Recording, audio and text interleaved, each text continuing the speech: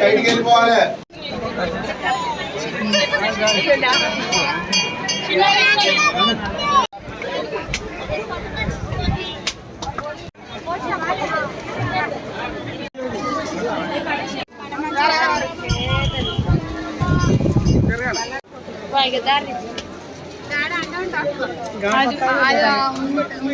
ఎవరో ఒకరు అంటు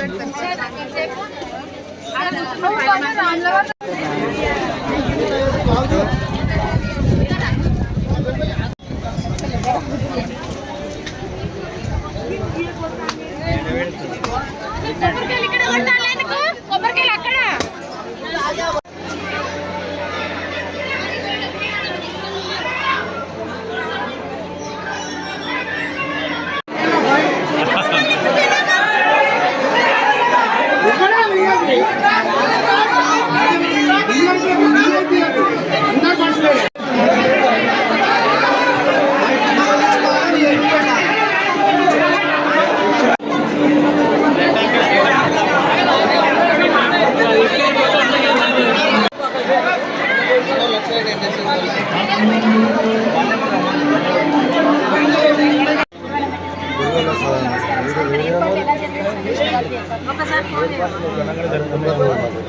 మహాశివరాత్రి పురస్కరించుకొని తెల్లవారు 3 గంటల నుండి అధిక సంఖ్యలో పాల్గొని స్వామివారిని దర్శించడం జరిగింది.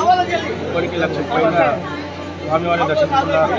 భక్తులకు ఎటువంటి ఇబ్బంది లేకుండా చదువు పన్నీరు, త్రాగునీరు, వారికి మజ్జిగ మరియు పంపిణీ చేయడం జరుగుతున్నది.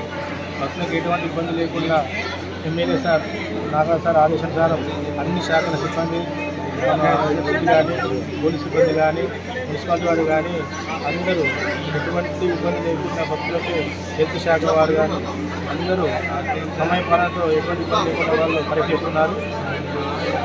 సాయంత్రం 8 గంటలకు స్వామివారి కళ్యాణం ఉన్నాం. రేపు మార్నింగ్ 3 గంటలకు అగ్నిగుండాలు జరుగును. రేపు ఉదయం 6 గంటల వరకు మరియు 2 లక్షల మంది స్వామివారిని దర్శించుకొని స్వామివారి పాత్రలు జరుగుతుంది. ఇప్పటి వరకు 1,00,000 పైసలుగా వచ్చాయి.